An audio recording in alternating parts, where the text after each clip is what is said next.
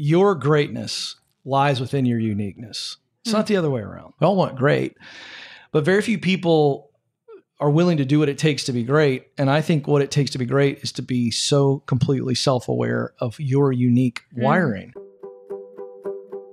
Hi, I'm Michael Hyatt. And I'm Megan Hyatt-Miller. And you're listening to The Double Win Show.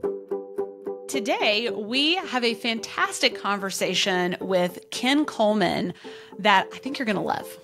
Ken's been a longtime friend. I can't remember where I met him. I think he was working for John Maxwell maybe 20 years ago. Wow. When I first met him. And we've kept up through the years. He had to have been like in high school then. Yeah, no kidding. Yeah. Well, I was a little bit younger too. But he's often referred to as America's career coach who loves helping people find the work they're wired to do. He's the host of the nationally syndicated radio show, The Ken Coleman Show. I've been a guest on it a couple of times. He's the author of several excellent books, including From Paycheck to Purpose, great title, The Proximity Principle, which I've given to a lot of people, and his most recent, Find the Work You're Wired to Do. Now, he's the creator of the Get Clear Career Assessment, which we talk about in this interview, which helps people discover their talent, passion, and mission so they can put it to work in their work.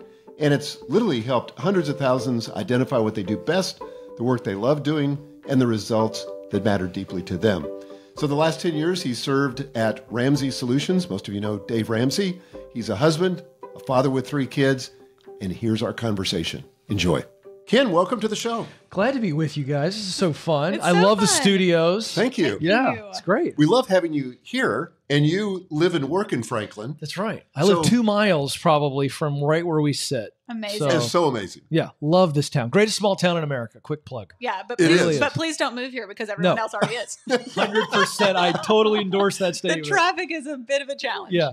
Okay, as we said in the intro, Ken has a new book called Find the Work You're Wired to Do. Why did you write a book like this? What was sort of the inciting event that led to you writing this? I know you've created an assessment we're going to talk about. Yeah. Well, over time, coaching people on the air, I'm the work guy at Ramsey Solutions. So Dave Ramsey gave me this opportunity, and I'm driven by one thing, and that's to help people discover the work that they're wired to do. Now, I didn't say it that initially, but it came from a drive of seeing some older men in my life as I was growing up have a type of a fall, and then they couldn't get back on the track. And I remember that was the very first seed of all of this. I also come from a pastor's family, so I've watched my mom and dad, small church, so they weren't in it for the glitz and the glamour. It was hard serving, less than 100 people. So I also grew up in an environment where I saw my mom and dad just love on people. So those were 2 catalytic moments that early on when I figured out, okay, I want to go into broadcasting, but what kind of broadcasting? And I tried sports and I love politics, but I didn't want to do either one of those things because I wasn't motivated, and we'll talk about it a lot about that. I wasn't motivated by the entertainment or the informative result of those 2 types of media. And of course, I know you, Michael, from a long time ago. I remember the first time I was in a meeting with Mike Hyatt and was like, that's Mike Hyatt, Thomas Nelson. And I worked with John Maxwell, and I was a whippersnapper, probably 28. And so just to be in that room, big publishing, it was kind of like the toom, toom, toom. Everybody walks in, And so I was always around, the John Maxwells and the Dave Ramsey. So I knew before I worked with them, and I had this desire to go into that space. I was like, I love helping people in this space, helping people see their potential, whether it be their financial potential that Dave does, or John with leadership potential. And you've modeled this too, just your professional potential. So as I started doing that for Ramsey Solutions, and Dave just threw me to the wolves. I'm not kidding. He got me a Sirius XM show, as only Dave Ramsey can do. And he just went, start taking calls. I mean, true story. Most people don't know that. And to be completely honest with you, I wasn't very good at it. Because I'd never had to coach somebody in 8 minutes. That's hard. Yeah. Ooh. And there's an art form to that. So as I developed over time, people calling in who weren't happy at work and they weren't happy with where they were professionally. And that begins to seep into your personal life. Sure does. It began to, just through the process of digging, come up with this idea of everybody's kind of got these 3 wires, things you're good at, things you love to do, and results that motivate you. Like, I don't care where you're from. Religion, race, creed, doesn't matter. Everybody's hardwired to want to make a difference. You've figured out something here that's really I think, and it shows up in your assessment, that's really elegant. It's a simple framework. Yeah. And I know that it's super easy in this space to gunk up the frameworks and make them so complex that nobody can understand them. Yeah. But, when I saw my results here, and in fact, your husband, Megan, when I shot him over to you, he saw him first because I did a text between the three of us. And he said, this sounds exactly right. I love that. Absolutely. Yeah. Self-awareness is a superpower. Yes. You know this. I mean, you've helped so many people, both of you to this day. Everything you guys do is really about self-awareness. I mean, if we really boil down professional growth or personal growth, it can only happen in an environment of self-awareness. That's right. Outside of you being aware, strengths, weaknesses, where I'm squeezed, where I get the juice, you can't truly grow. I think Maxwell said it once, in order to grow yourself, you got to know yourself. It feels like something he said. Ooh, that sounds like something you said. Something, he may not have said it. Maybe I just gave it to him. But that's the idea here. And so we came up with this methodology through just the osmosis of coaching people. Because I would just dig. I'd start with, what are you good at doing? Because when we figure out, we start with talent, by the way. Because when we can be aware of what we're good at, we now aware of our tools. You got to be aware of your tools. I'm not a big tool guy, but I know that I'd rather have a power saw versus the old school handsaw. Yep. Why? Efficiency and excellence. Better cut, quicker cut. And so talent is where we start. When we try to see our future, you've already been given these talents, so the clues start there. Well, I'm good at this, whether they be soft skills or hard skills. And then we go into, okay, what do I love to do? Because when we see where the enjoyment is, now we start to connect it to a problem.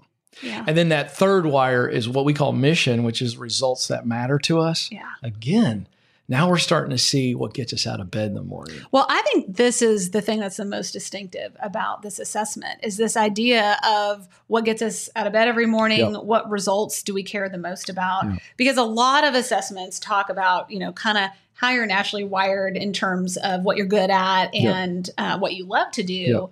But for all of us, whether we own a business or we're working for somebody else who has a business, or in a nonprofit context, we're all hired to deliver some kind of results. Right. And you could be really good at something that you actually don't care. Couldn't care about the result. And I think we've all been there at various times in our life. So I'd love for you to talk just a little bit more about why you included that and how it kind of works within your framework. So just to reframe, talent is what you do best. Passion is the kind of work you enjoy. And then mission are results that motivate you. So I started doing all this research on psychology. I started reading everything I get my hands on. And we know from all the psychology studies, there's basically 6 forms of what they call intrinsic motivation. Oh. All right, fancy word. I didn't know this. I didn't know this either. Yeah, so this is fun. There's extrinsic motivation and intrinsic. Fun little lesson for our leaders out there. You'll get something from this as well.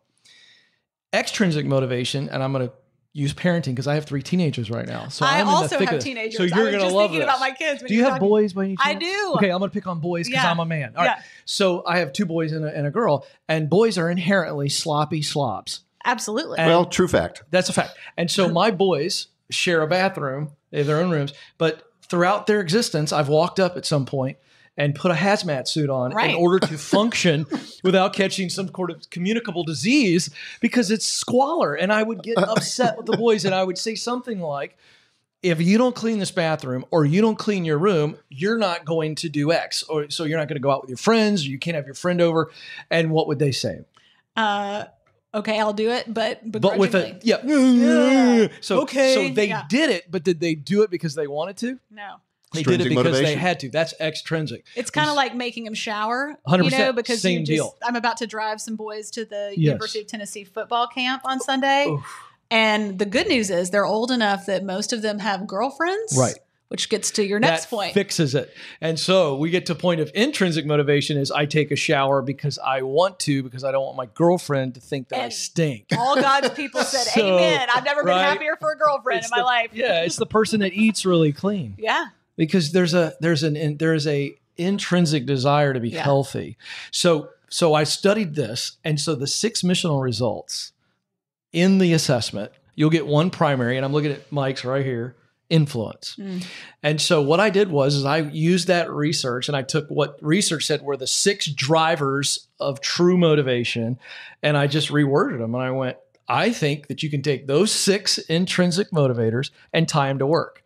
And so far it's worked. And so that's the science. It's not me. It's just, I went to Psychology 101. And here's what I know about work. All work creates a result. Yeah. Yep. All right.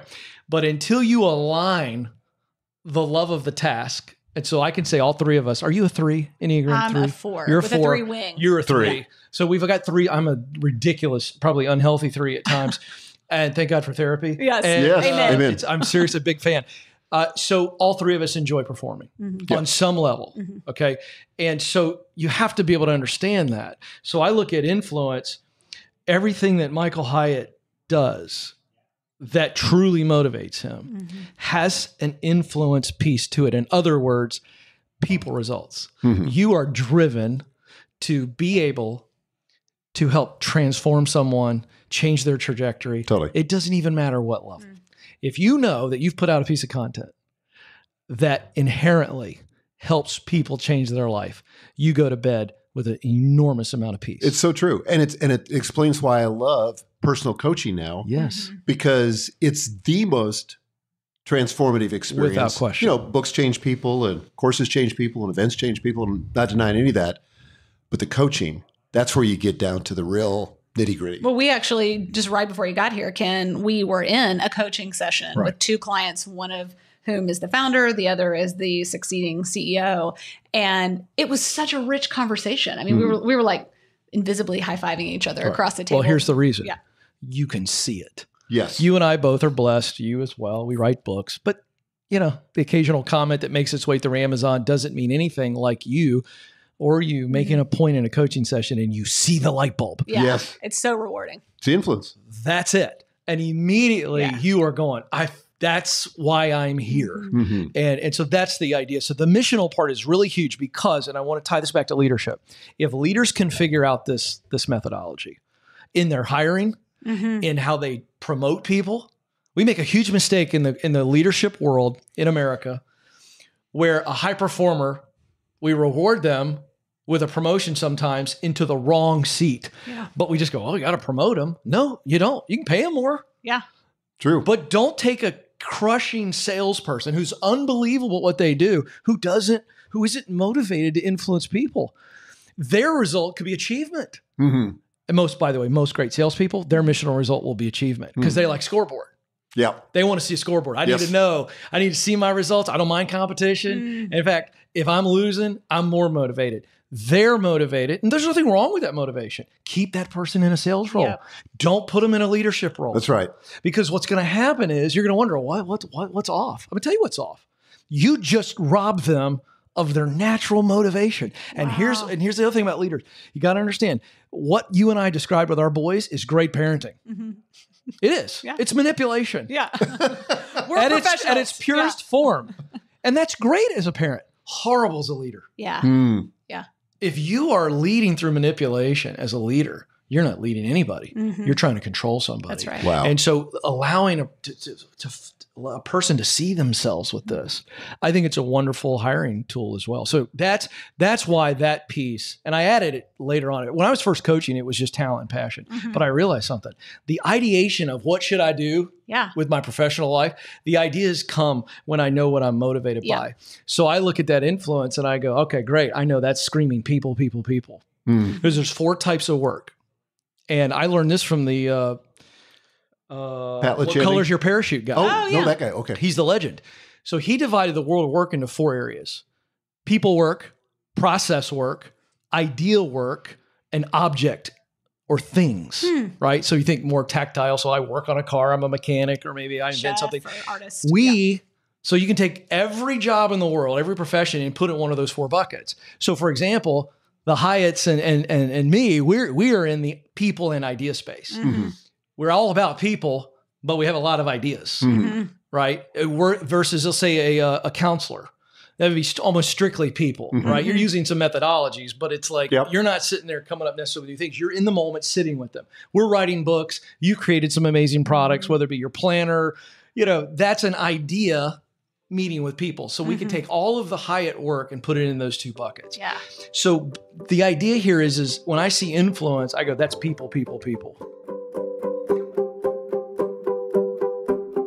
So what are the other 5? We have achievement, we have influence, we have service, we have solution, and there's one more. Let me show you. Yeah. It's fortunate we have your book right here. Well, hold that up for the camera. Oh, this is fun. So, and I'm under pressure here. Let's get the results. So we've got influence. We have achievement. Oh, creation. I missed the C. Oh, and creation. That was Joel's. Yeah. So Joel, her husband, is the head of our content and he's product creation. group. Yeah. And he's creation. Yeah. So the A, achievement, creation, efficiency. So these are the people that are motivated by, I love when we've got everything working smoothly. Think project manager types, administrative assistants. They want operations people. I's dotted, T's crossed. Thank goodness for those people. Yeah. We would be a disaster without them. And so then we get into the influence, service, and then last is solution. Okay. Now my brain, I just needed 2 cheat codes. But that's right. The idea here is so wait a second. If I'm driven by solution, then I'm always looking for another problem. So this doesn't pigeonhole you into any type of industry. This piece, this missional piece, it just because you could be a leader and be driven by solution. Well, then you should be leaving all creation to somebody else. Well, could you be a leader and be any of those? Yes, absolutely. Because remember, this is the personal driver. Right. So for instance, how many CEOs, don't say anything, public CEOs, do we think are driven by achievement? Yeah. I'm going to tell you right now, I'm going to take a guess. Elon Musk, achievement. Probably. Yeah. The next big thing, colonies in Mars, right? Unbelievable. So think about that. So then you could take what Jim Collins talks about, the level 5 leader in Good to Great. Those guys and gals, probably service, because he talks about they have extreme humility, so they may be thinking, I want to serve the rest of the leaders in the organization, but they could very well be a solution type CEO. You know what I love about this is that, I think it's easy to think there's only one kind of leader. It's an Enneagram 3 or it's an Enneagram 8, maybe a 7, but it's a certain type. And we try to pigeonhole everybody into that. Like it's mostly about charisma, yeah, having all the answers. And what this says is you could be a leader with any kind of personality or any of the other things that map to this. Yeah, see, and here's what's fun. I've seen a lot of these assessments that include personality type. And I went and talked to a couple of world-renowned psychologists. You both know them if I mention their name. And they were like, it's junk. Really? Yeah, because you can't tie a personality to a professional role. No. And so what we've done here is that's why I decided let's try this psychology route. We tested it before we ever launched this, and it came back and it was really winning. And so this is, again, what motivates you. So again, let's say you're in a leadership position. No matter what your results are, all this is telling you is, what fires me up? That missional piece is what motivates me. Yeah. So if I start doing too much of stuff that doesn't, so let's say, okay, let's have some fun. I'm going to take a guess. Okay. I don't mind if I'm wrong. So your missional result is influence. We know that you're driven by that. What is yours, by the way? Mine is achievement. Okay. But influence is 2. Yeah. By the way, I should just mention that there's no right or wrong answer, but as you get your entire results, we gave you your top 3 talents and your top 3 passions, and we give you a primary mission, but we also let you see where you score on everything else so that you can see anything above average, I'm working with. Anything below, I love that too. Delegate, eliminate. Yeah. That's it. You can't make that much improvement in those areas. No. So just don't even try. Time. Get different Maxwell people. said this so great. He used to say, hey, if I'm a 4 or 5 and I work really hard, I might be a 7. He goes, nobody pays for 7s. That's my version of, and he's right. So if I'm working on things that I'm average at best, I'll be good. But if I work on things I'm good at and things that I'm great at, I can be absolutely world-class, my unique best. That's the key to this. And so my guess is that you would score low on, I think you're very creative. I think creation is somewhat motivating for you. Definitely. Yeah. So I'm going to go influence. You're high on creation is above the line. I'm going to say solution is really low for you. I think so. You have that on there, right there on the assessment? Well, I just got your top results. Well, let's see where you score. You're right. Let me flip to it here. So here you can see, and for our listener and viewer, service, achievement, and creation are above the average line. So when it comes to the missional drivers for you that don't motivate you is efficiency and solution. So in other words, don't come to Michael Hyatt and say, I need you to figure out how to make this process a lot more efficient. Right. You're going to go, brain freeze. Right. Same thing with solution. Hey, we got a big problem. There's a real cog in the wheel here. We need you to, not interested. But boy, if we come to you and say, hey, what you're going to be doing here is going to be serving leaders, you're all in. Right. If it's, hey, we want to drive this podcast. We want to drive the audience by 25% this year. We think if we do this, this, and this, it'll do it. You in? You're going, let's go. Why haven't we already started? Yeah, Is that fair? Exactly. Absolutely. And I'm making this up. And then the creation piece. I mean, that's how you come up with all these different products and services that your company has done for years. And then even as a publisher, there's that creative element where you're going, is this something we want to create? Yeah, exactly. Is this a book that we think we're going to put our stamp on? So that is very, very true to you. And that's why this is huge. So what this creates then is, if I were going to create a product with you, and I'd say, all right, we got to create a measurement tool, which probably we should do this, where people look at their work. If I followed a high performer or a CEO around for a day, and I just hung in the shadows, and I would mark down a little description of all the work they did in the day, and then I'd sit and go, did this lift you or did this drain you? And that's essentially, it would line up with this. Any work that's efficiency driven or solving problems drains you. Not me, totally. Does this move around over time a little bit? I think it's possible. The reason I say that is I don't think service would have been as high as it is on there years ago. But I'm in a season of my life where my friend Ian Cron said my mission is to grow fruit on other people's trees. Yes. So service right now is a real focus. Yes. But I think it probably would have been younger or earlier in my career, influence and achievement. 100%. So the answer is yes. Okay. And when I mean it just means how have you changed? Because remember, the missional result is all heart and so is passion. Yeah. Like the way I describe it is we've got 3 measurements in this, the 3 wires. Talent's just all head knowledge. Yeah, I know I'm good at this. People have told me I'm good at it my whole life. There's no, but what do I love to do and what motivates me? That does change. Your results will change as your heart changes. Do you think, I love that. If you're a young person beginning your career and you sort of buy into this idea that I need to be doing work that I love, do you think that's a little bit of trial and error to figure out what you love and takes time? Or that maybe even early in your career, you have to do stuff you don't exactly love and just kind of put in your reps? Yes. I'm having fun with that, but yes, and I think it's both. It depends on the person. Here's something interesting. There's research out there that has shown that a lot of adults who make a career pivot in their 30s and 40s retreat or pivot to this thing that they fantasized about when they were as early as 9 or 10 years of age. Really? Yeah, that's a fascinating thing. So there's a little something. Then I'm going to be an astronaut. Yeah, right. Yeah, like, I wouldn't go to 5. You know what I mean? Yeah. Because like a 5-year-old sees a taxi driver and goes, "I want to be." They have no idea. But I do think I point this out because I do believe with certain people, and I'm saying this with we got to hold this loosely. I do think with certain people that they can know very early on. And in fact, we've created a student version of this and we've tested it with high schoolers. Oh, really? And it absolutely reads their mail as well. They're able to understand it. They don't have any work history. But again, you take a student, okay, so for parents listening in here, your 16, 17, 18-year-old, they can get a lot out of an exercise like this because they still have academic and extracurricular activities that they can draw from that say, I'm good at this and I enjoy doing this, and so back to your question of the discovery piece. Let's say that a young high schooler is considering nursing.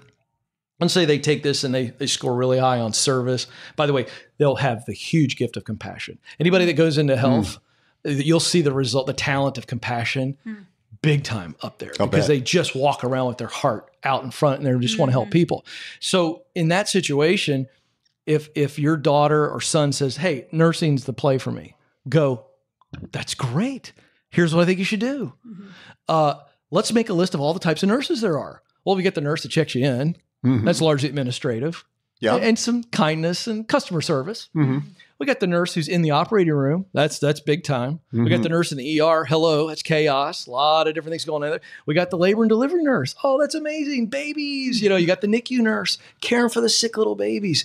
And in the dark days of a parent's life, they're just hanging on, hoping their baby makes it. I mean, so my point is I could keep going. So what I want to do there is I want to get that young person in the seat across from somebody in all of those fields. And as they begin to ask questions, tell me what your day's like.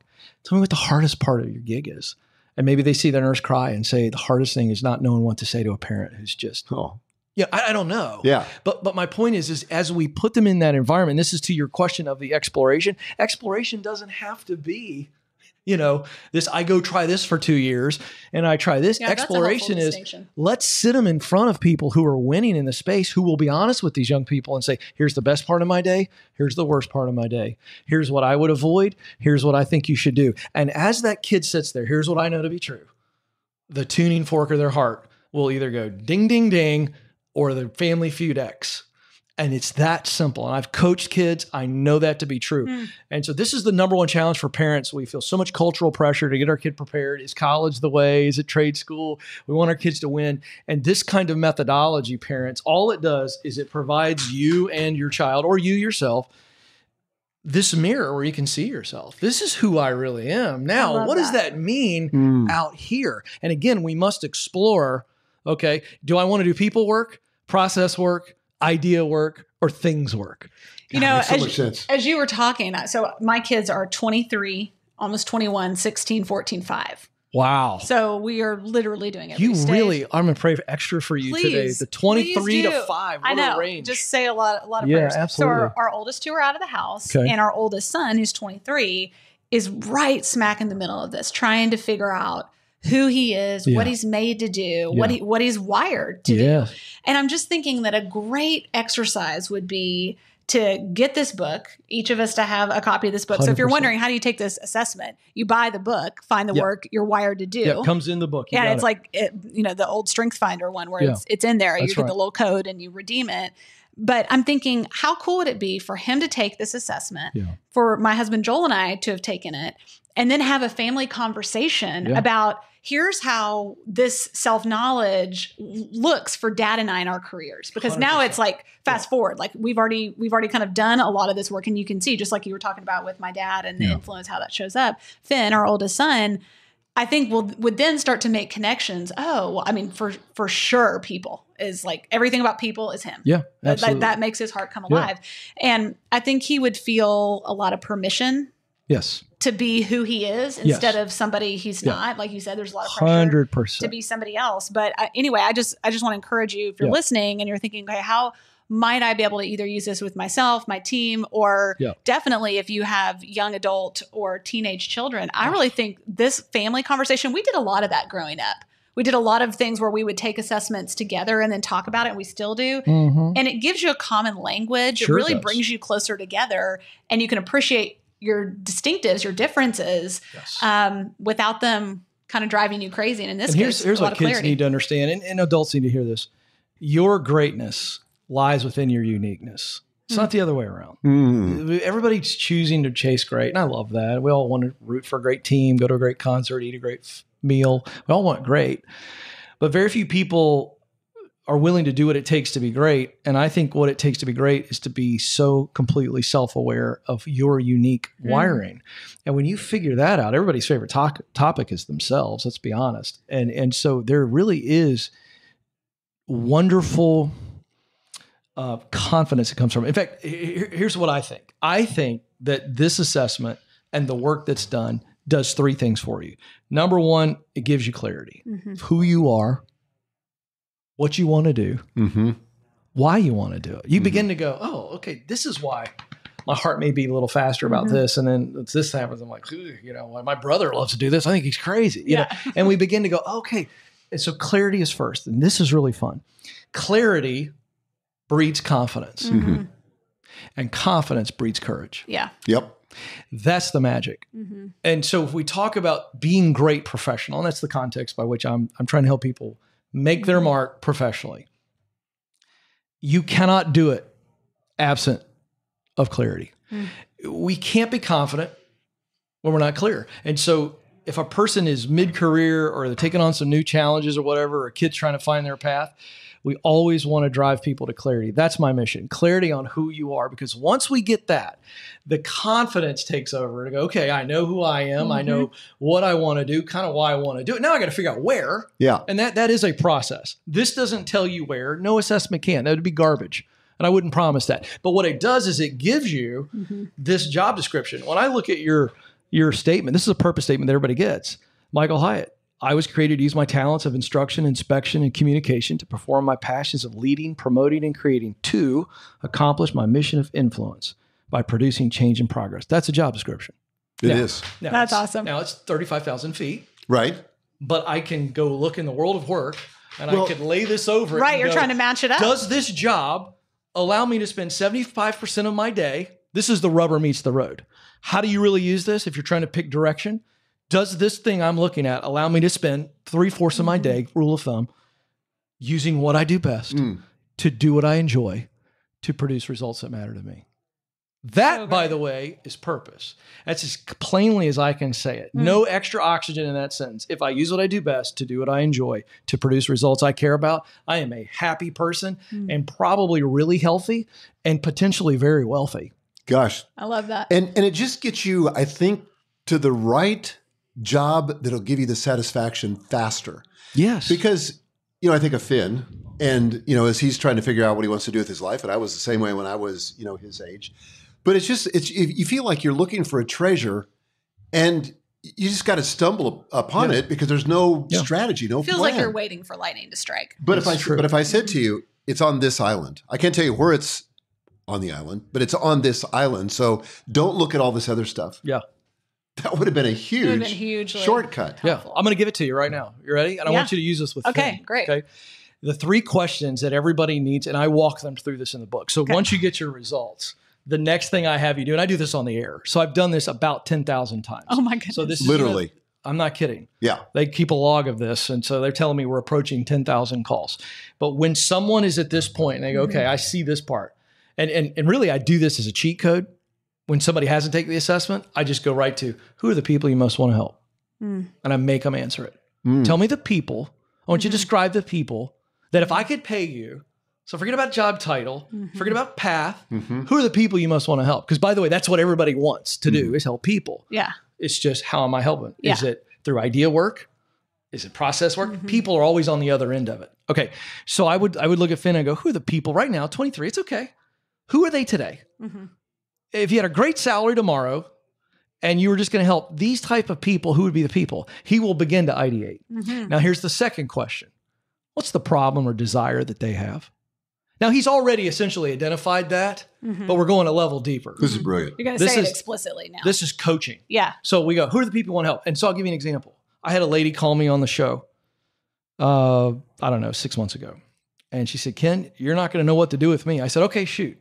She goes, I make $350,000 in pharmaceutical sales and I'm miserable. And she starts laughing. And I could tell this is not a miserable lady. Yeah. But this is a lady who's like just so blatantly honest. I said, this is great. So I said, this is going to be easy for you. And I said, who are the people you most want to help? She said, women. I said, be more specific. What are the problem or desire that these women have? And she goes, women that are struggling with their health, specifically their weight and their self-esteem. And I said, wow. I said, that's powerful. And I said, why is that the issue? Like, why is it health? And I knew what the answer was. I just needed her to say it. She goes, because 6 months ago, I lost 60 pounds and it changed my life. And she started crying. Now, I stepped in with one little additional question, but the third and final question is, what's the solution to that problem or desire? So I said, what's the solution to helping women get healthy? She goes, I'm great at sales. I want to be a nutritionist, a health coach, meet these women where they are, fire them up. Instead of selling them a product, I want to sell them a future. I was like, whoa, okay then. And now she's an extraordinary woman. But so those 3 questions for anybody, even if you never took my assessment, and because I want to give value to your audience, even if you never take this, if you just wrestle with those 3 questions. Okay, say them again. Who are the people you most want to help? What is the problem or desire that you want to help them with? Because by the way, it doesn't have to be a problem. If you want to make women look beautiful with their hair, that's a desire. If you want to design clothing, that is, my point is all work, good results. So what is the problem or desire that you want to help that person with? And then finally, what's the solution to that problem or desire that fires you up the most? So to give you a personal example, when I left Maxwell, I felt that I was supposed to go into broadcasting. I love sports more than just about anything, so I went that route. I got on the air and I started doing sports radio in Atlanta. No small achievement, but something was missing. And what I realized was I wanted to help people who were struggling with a sense of purpose and a sense of meaning. It was a little bit of that ministry piece coming in, plus that personal experience I shared at the top. And it wasn't helping people enjoy more about their favorite sports team. Wow. So what was off was I wasn't getting the influence and the achievement piece of helping people. I was just entertaining. Okay. So if I were to walk through that exercise back then, I didn't have it for myself, but I eventually stumbled into it. Who are the people I most want to help? People who are lost, a little bit off. They're just off the path. What's the problem? A lack of self-awareness, a lack of understanding of that true, what's that North Star? And what's the solution to that most fires you up? And I was like, speaking, writing, coaching. Now, this was before Dave Ramsey ever enters the picture, and I could not articulate anything that I'm doing now. And so I want people to understand that's the beginning part of ideation. The ideas, the exploration, I think is as much in here and here. It is getting the head and the heart aligned. Yeah. And that's really what I hope this tool does for people. It takes our head out of the game in the sense of we don't overthink because we're forced to deal with this is who we really are. We've talked a lot about how parents can help their kids using a tool like this. The thing I want to talk to about is how could this help somebody who's a business leader or a business owner inside of their business? Yeah. I mean, could it be used for hiring? Yeah. Could it be used for placing people in the right positions? It's both. And I think let's start with the leader first. I think you got to check yourself on this first. So if you're taking this assessment back to that idea of do a little self-examination and then get your close team around you, maybe your personal assistant, and go, am I spending most of my day doing this kind of work? So we start there. Yeah. Because you know this so well. If you're going to start to implement this in the organization, they won't do what you aren't doing. True. And so if you start going, hey, so you're going to have to go, hey guys, this is only breaking news to me. Okay. But I took this assessment and I realized that I've been doing some stuff. A lot of the stuff I'm doing is based on a service result. And I don't care about service at all. I just want to create. And that's okay. Yeah. Like I'm the creative force of the small business and I'm getting involved in customer service stuff. Oh, now I know why I was grumpy to you. Larry, I bit your head off the other day in a meeting. That's what I'd like to see leaders do is first start with them and go, am I in my sweet spot here? Am I actually on purpose here? Then we go to the rest of the organization and go, hey, here's what we're going to do. Let's start looking at this. And I think this is going to help us free ourselves from stuff that may be draining us. And we begin to delegate, we begin to eliminate, and we make sure the people are on the right seat of the bus. And then it turns out to be a really great team. The great sports teams are marked by really one thing. Everybody knows their role, accepts their role, and maximizes their role. But I think the big miss in corporate America and even small business today is we have people walking around that don't truly know their role because something's off. So they true. know what their job description is. Yeah. But it doesn't feel like that's me. And we all do work where you go, this is. Yeah. This is me. And when people don't know what they're supposed to do and they're not doing work that they care about, they disengage. 100%. And disengagement, in fact, we got this quote from Gallup. 68%? Yeah. 68%. 2/3 of workers not engaged in work. And by the way, that number has not changed over the last decade. You can go look that up. That's not interesting. I study that stuff like crazy. And that, by the way, that is not meaning that 68% of Americans hate their job. It's 68% are essentially disengaged. The big phrase that took over about a year and a half ago was quiet quitting. Yeah. Right. In other words, I'm going to do what I'm told. I'm going to deliver the results. You'll get the TPS report when I'm supposed to put the TPS report in. But outside of that, if I see one of my coworkers struggling and I know that I can help, I'm not going to go above and beyond. My heart's not in it. I'm not going to go to my leader and go, hey, you seem a little fried. Is there anything you can shove off on me? Like that's going above and beyond, this idea of knowing your role, accepting your role and maximizing your role. Great teams are made up of players who are showing up to the weight room at 5 a.m., team workouts at 8. They're watching film all the time. I know my job is to be a linebacker, but I'm going to go well above and beyond tackling and practicing. I'm going to study film. I'm going to help the new rookie linebacker that came in and go, hey, if I get hurt, you're next man up.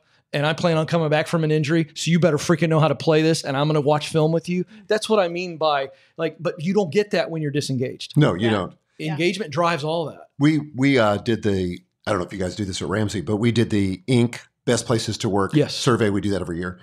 So the most recent one that came back said that we had a 93% engaged workforce. That's amazing. And so I would say to people, if you're a leader or a manager or a CEO or a business owner, imagine what would happen if you went from a third of the people being engaged to 90% engaged. What would be possible for your business? What would be possible for your desire to scale the business or to create a business that would run less dependent upon you? Yeah. Well, we know from the Gallup data, productivity and profitability are the two outputs. When engagement goes up, of course, productivity goes up. As a result of that, profitability goes up. And so, as a matter of fact, I got to introduce you to the CEO of Gallup. Great guy. He came in and I interviewed him about a year ago, and then he invited me to DC. I spent 3 hours with him because I nerd out on all the Gallup data. I mean, I really study it all the time because of what I do, because I want to know what's going on. And he said this over and over again, and it all comes down to getting people. There's three human needs. This is all extra and not related necessarily to this. You're going to hear it here and only hear it. Well, no, it's in the Gallup data, but it was the largest engagement survey they ever did. 180 countries, employees across 180 countries. Three human needs. Number one, purpose in your work. So this does matter to that. When people saw that I'm built for this, like this is, I get this. And by the way, the motivational piece is more important than the other two. Yeah. I'm not surprised. So purpose in their work was the number one human need. The number two human need was recognition for your unique contribution. So, hey, Meg, I saw what you did. You pulled that client aside on a break, and I saw them change. And then they sent us an email. So, it's a very specific, private and public call out. I see what you're doing, and it's very unique to them. And then the third thing is a relationship with their leader. So the three human needs, meaning and purpose in work, recognition for your unique contribution, and then a relationship with your leader. Now, the relationship with the leader is not, hey, let's go grab a beer and we're going fishing together. It's a coach relationship. And again, I'm bringing it full back to this question of how do you use this assessment? See, a coach is defined by someone who watches a player, if we use it in the athletic context, but it works in leadership.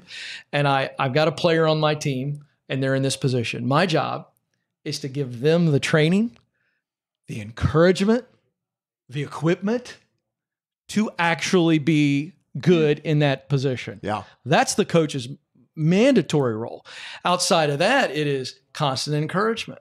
Hey, you messed up on that play. No big deal. Next play. We'll look at the film later. It's that constant, I believe in you. That's the transfer of belief. Yeah. And so people need that. And one of the greatest ways a leader can absolutely use a tool like this is help somebody see themselves maybe the way they've never seen themselves before. And you talk about the loyalty and the drive. If you know that this leader helped me see me, and I've never had anybody speak that over me, and I see this, and not only do they see it in me, they're placing me in a position where it feels kind of easy because I'm wired for it. You do that as a leader, watch out. Watch not only the engagement, but watch the longevity increase. And the other issue in the corporate world today is not just engagement, it is turnover, retention. And so you want to increase retention and have a longer life cycle. Listen, people aren't looking for a better job today. In 2024, and this always freaks the media out when I say this, people aren't looking for a better job. They're looking for a better life. Yep. And you had better start thinking about hiring a person and putting them in a position to where their life is better because of the job you put them in. Yeah. That's a different ballgame. Totally.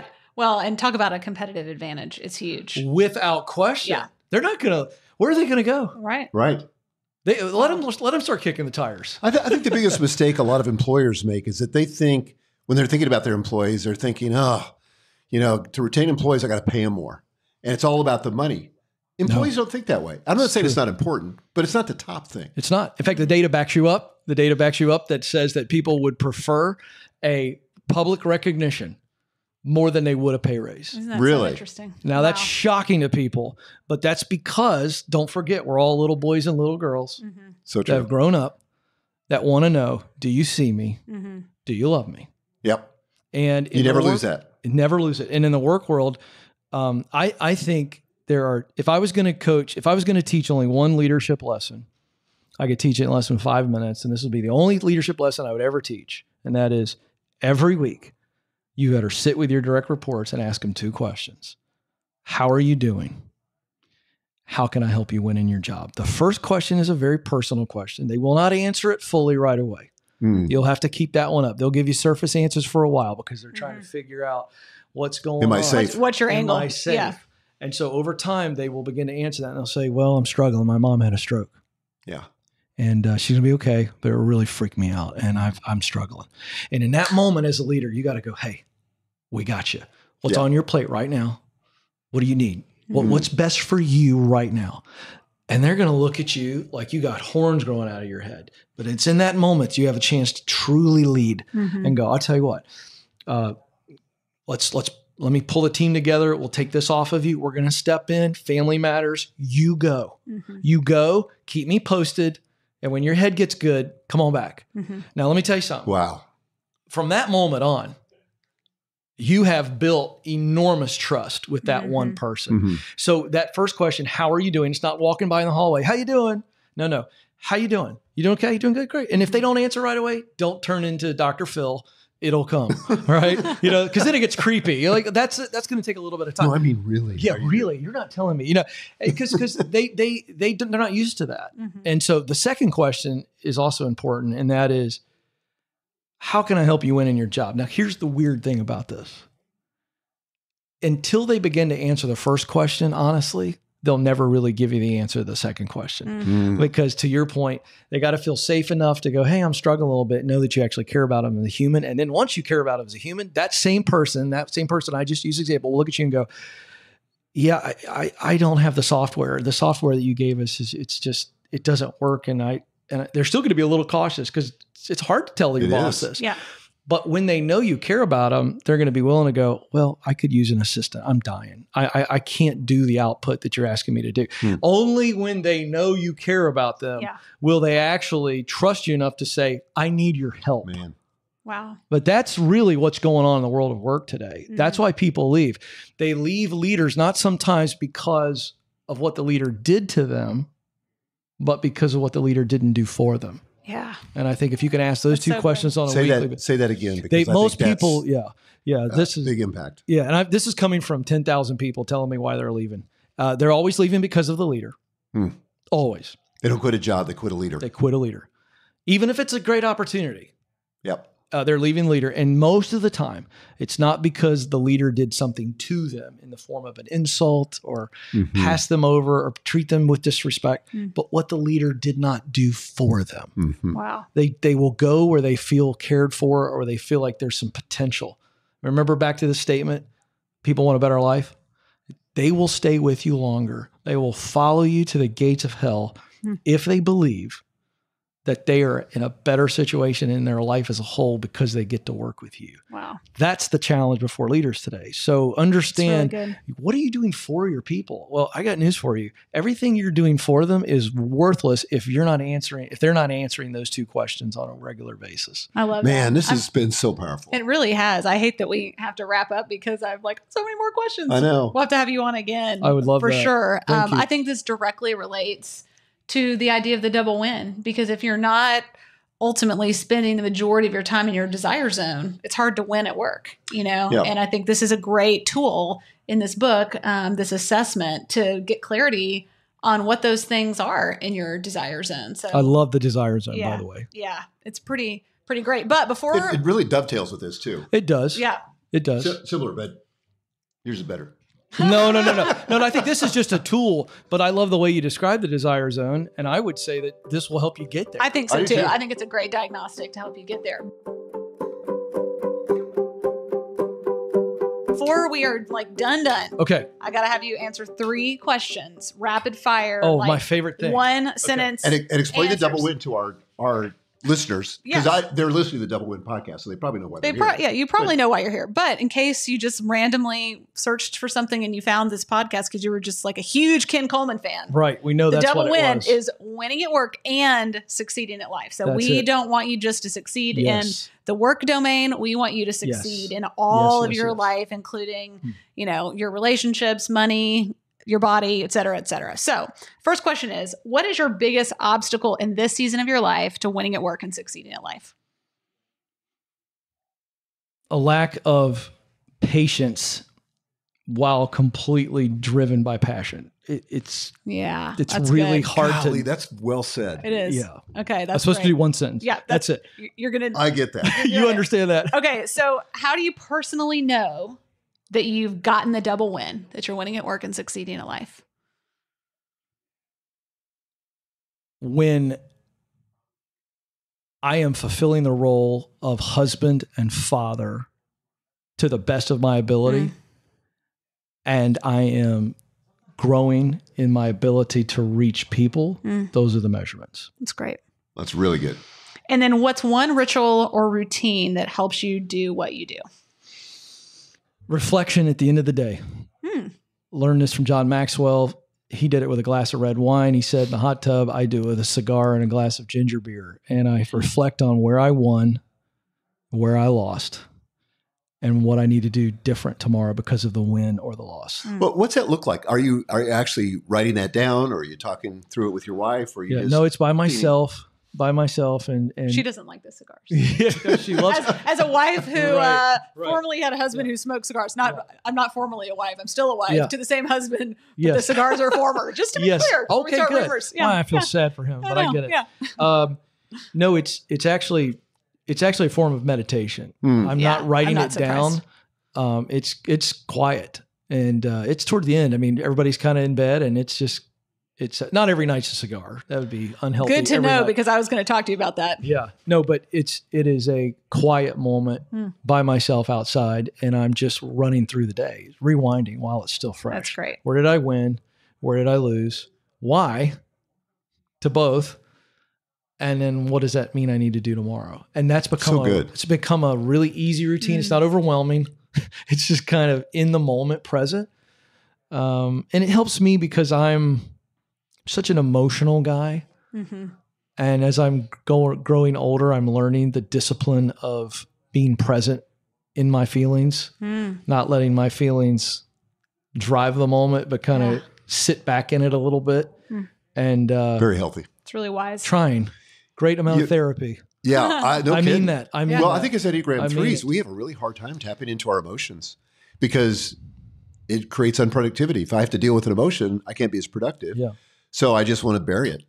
I'm going to confess something because I feel like I'm supposed to. Okay. Is that okay? Yeah. I know we're Yes, past time. that's but, okay. Being a 3, if you're not careful, it's not about arrogance, at least for me. It is about being surrounded by measurements. Yeah. And this is the world that I've Yeah. asked for, I've created. And one of the things I struggle with, I'll be 50 this year, and still struggling with it, is the desire to achieve and the desire to influence. If I'm not careful, I become my worst critic. Yeah. It's not enough for me. Yep. And that's dangerous. And It I'm is. just confessing that because it's No, got to be about people. Yeah. it's true for me too. Yeah. Because if I get caught up in the numbers, and I'm not even talking about comparison, that's part of it. But I mean just what I will do You to against me. you. Yeah. Beat the crap out of myself. Yeah. I mean, Which it's is kind such of a a false validation. narrative. You know, I can't be validated. I can't be whole. I can't. I mean, it's a whole other podcast. It but is. seriously, you know how we can show up in an unhealthy way. But I'm grateful. Thank you for confessing that. Yeah. And you know, I think I started some awareness of that about the time I was 50. Yeah. But it wasn't until I got into therapy. This is a plug for therapists. Yeah. Till I got into meeting with a therapist on a regular basis, that started to change. And my therapist said to me, he said, you know, the thing about therapy is only the healthy people come. You know, the people that are really, really unhealthy, they don't want to come. So good for you for going. Yeah. And don't feel like it's an admission if you're listening to this and thinking, well, I would never do therapy because what does that say about me? Well, it says you want to grow. It says you want to be healthy. You want to show up as a better version of yourself. So That's excellent. Well, if you're wondering what your next step is, it's to get this book, to take the assessment, find the work you're wired to do. You can get it anywhere books are sold. Anywhere else people should look to find you? KenColeman.com. That's Okay. where they can figure everything out. Excellent. Thank You can you. figure out your whole life, literally, there. thanks, buddy. Thank you. You've been everything I'd hoped. Thank Yeah. you. Thank you. Appreciate you guys. Good to be with you. Well, that was such a fun conversation. I mean, man, we have a lot in common with Ken. Well, Ken's one of the funniest people I've ever met. Yeah. He's just very witty and just, always on his toes. And I've always enjoyed being with him for that reason. And by the way, he really kind of got his start, not only doing the work behind the scenes, but on stage, like as an MC. Yeah, I remember that. And he was so fun. So Leader Cast, we've done some things there together as well. But why does this resonate with you? Well, I think what I appreciate about Ken, and I think this is near and dear to our heart, is that he has a high view of work. And I think that, we're living in a time in our culture where sometimes, you think about like the quiet quitting that was happening post-COVID, some of the things that we're seeing about burnout, engagement, all that kind of stuff, some of which we talked about in the conversation, that almost like work is the enemy, and the goal of it is to do like as little as possible. And like, that's not where your real life happens. Your real life happens outside of work. And it's almost like work is the enemy. And that may sound funny coming from us because we always talk about the double win, winning at work and succeeding at life. And really what we're trying to do is correct for work being people over-indexing for work, people like you guys who are high achievers, who are probably prone to working too much and neglecting other areas of your life. But it's not because we think work is bad. In fact, we think work is inherently good. And that comes from our faith-based perspective.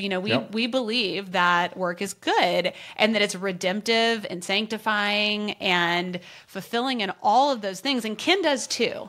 And so I think his assessment helps us get clearer on what our highest and best contribution is. And it really overlaps kind of with the freedom compass that we talk a lot about. Well, I was going to say that, the thing that I really resonated with, it sounds very similar to the freedom compass. Yeah. And I think the reason that we created the freedom compass, and by the way, that's found in my book, Free to Focus, but the reason we like that is because it helps you identify the specific kind of work where your passion and your proficiency come together, what you love and what you're good at. And Ken does that too. That's where you're going to have create the most leverage, have the most impact in the world when you're focused on that kind of work and when you're feeling, like the most work-life satisfaction. But he has a slightly different model, but it basically gets at the same thing, where people can be deployed to do their best work, and not just any work, but the work that really aligns with who God made them to be. Yep. I love that. And I think he's very practical in how he thinks about that. And I felt like he shared some really good practical solutions and applications that will really help people to put this into practice in their own lives. Yeah, and so we would just encourage you guys to go take the assessment. This will be in the show notes. It's called the Get Clear Career Assessment, and it's definitely worth taking. And it might be something you want to do with your entire team and then discuss the results. I also think this is a cool thing to do if you have adult children. I haven't done this yet with my adult children, but I think that they would really benefit from this because one of the things happening with young people, and I know this is an area of passion for Ken, is there are so many options. It's like paralyzing. It is. That has not always historically been true, but it is true now. And so we need things that help us get clear among those options so we can make a decision about, what to pursue in our life. And just narrow down the options. And just narrow it down. And this is a great mechanism for doing that. Yeah. Well, thank you guys so much for listening this week. I hope you've enjoyed this conversation with Ken Coleman. And if you have, I would love to ask you to review the show. That really helps us get this message of the double win, winning at work and succeeding at life, to more people. We want to get that message out. So if you will review the show, and if you can give us 5 stars, that helps us put it on the radar of other people like you who also want to win at work and succeed at life. So thanks so much for listening, and we'll look forward to another great conversation next week.